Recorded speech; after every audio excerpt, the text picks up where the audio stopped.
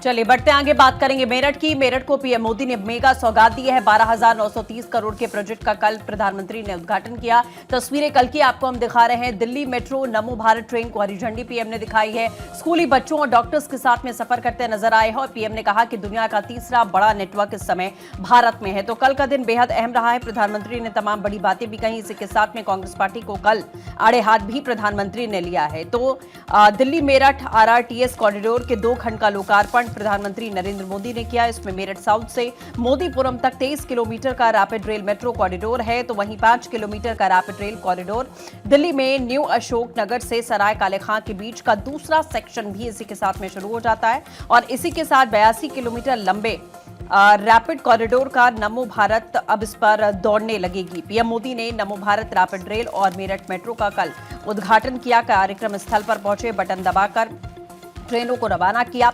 इसके पहले शताब्दी नगर स्टेशन पर मेट्रो और नमो भारत ट्रेन को उन्होंने हरी झंडी दिखाई थी। इसके बाद आपने देखा कि मेरठ साउथ में बच्चों के साथ में वो सफर करते नजर आए। बच्चों से बातचीत भी प्रधानमंत्री की ओर से की गई है।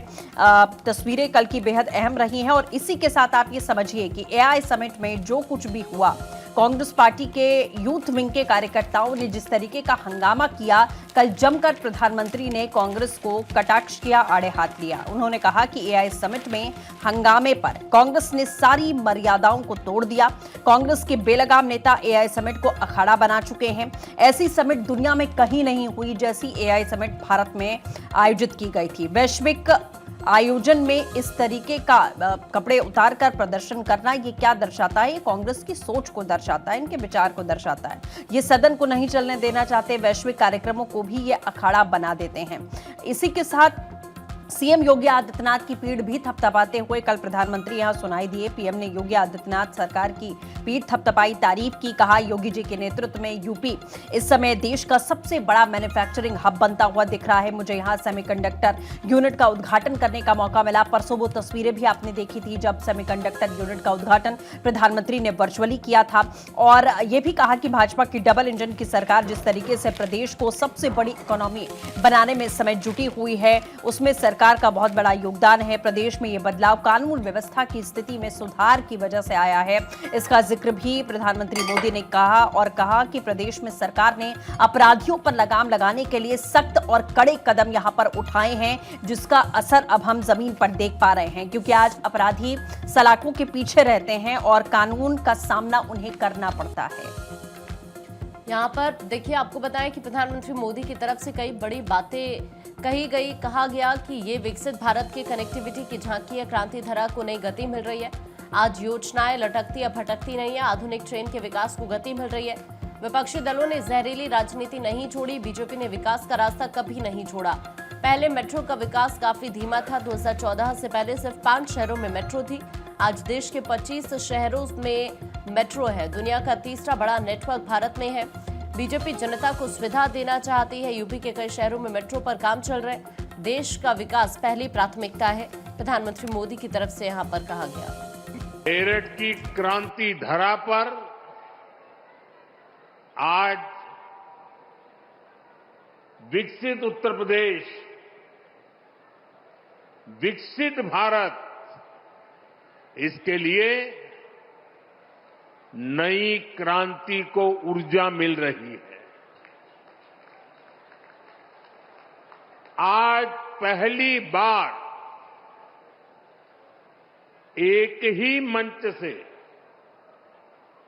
नमो भारत रैपिड रेल और मेट्रो सेवा का एक ही दिन शुभारंभ हो रहा है।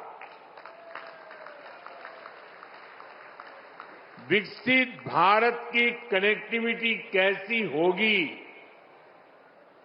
ये उसकी एक शानदार झांकी है।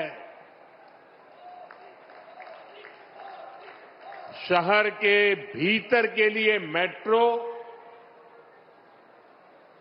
और ट्विन सिटीज के विजन को गति देने के लिए नमो भारत जैसी आधुनिक ट्रेन, मुझे संतोष है कि ये काम उत्तर प्रदेश में हुआ है।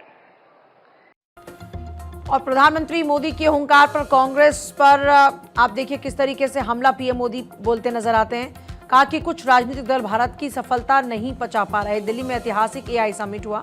एआई समिट से पूरा देश गर्व से भर गया। कांग्रेस ने राजनीति का अखाड़ा बनाया। विदेशी अतिथियों के सामने कपड़े उतार दिए।